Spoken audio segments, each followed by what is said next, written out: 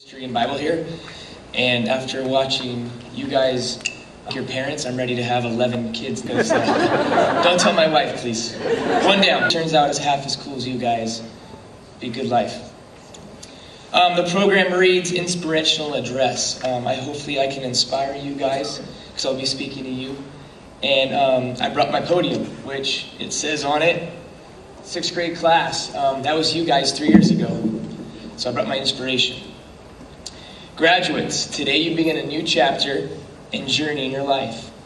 Many of your friends and peers that you're sitting by right now, and some of you have been together since you guys were little, very little, you're not going to see anymore on a daily basis. So for some of you, this is sad. Some of you are shaking your head, and this is good. The fact remains, your lives are changing, and not just socially. Your school is changing locations, and what awaits you are strangers in a strange land with weird smells and big shadows, unless your Grant Cassidy was a pretty impressive shadow right now. Your experience in Mission Viejo Christian School has been a good one. Now you'll be going forth and beginning to write your own story in your own chapter of your life. However, as believers, we have the luxury of knowing that even though the faces that they may change in our daily life, we'll all one day be united under God's roof. So is life, filled with different seasons of change. However, bear in mind that this change is a good one. You are ready. You are prepared.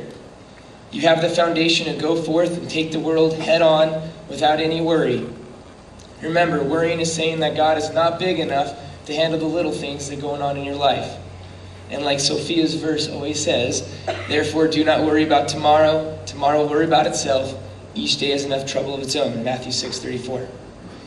Now, after teaching most of you for about 3 years, 28 months, 660 days, about 4,620 hours, or 277,200 minutes, I'm not counting though, I have come to realize that your true learning modality, or an analogy that would work best to help picture what I'm trying to say, let's use Samurai Jack.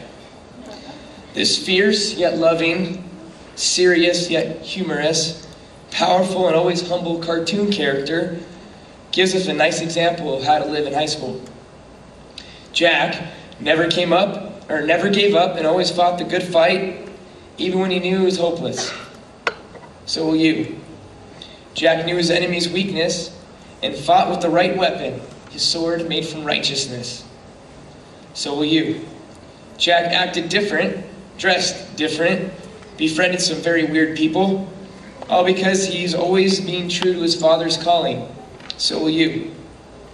Jack, most importantly, had the faith that he would one day be victorious, but not in this world. Even though evil would be vanquished, he would be reunited with the ones that he loved, but in a different world, in a different time. Like Jack, we've all been given training from all kinds of different characters, from the land of mystery to Mrs. Jones and Mrs. Seals, and to the empire in the west of Mr. Ayers' land. Even shortly from the foreigners from the elective countries. You've all been blessed with certain traits, and God has given you, and you're going to do good work for Him. My compassionate ones, Mona and Ryan Hamblin. My respectful ones, Keegan, Eric, and David Pum. My uniting ones, Lori and Olivia. My ones with self-control, Isaac, Grant, help me out, Sophie. My appreciative ones, Piper, Megan, and Nicole. My diligent ones, Emmy, Jesse, and Ryan Jen. My encourager, Caden. And my responsible ones, Christine and Catherine. I pray your life looks different and radical to those that you encounter. Your life and the way you live it should be crazy compared to the world. Crazy because our love for God makes no sense to people that don't know it. And crazy because of the love that God has for us. Let your example shine through the hard situations you encounter for the years to come. You're ready.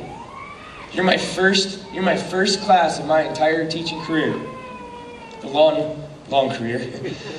I have complete assurance that teaching is the calling of my life because of you. You have challenged me in ways that I didn't think were possible, some more than others. However, always making me better in the process. Live your faith. God loves you. We all love you. And we are anxious to see what you do that's radical, crazy, and loving in the name of Christ and for his kingdom. The last bit of advice. Any situation or problem that you encounter can always be solved with a little prayer, some Dr. Pepper, and a lot of hot tamales. Thank you.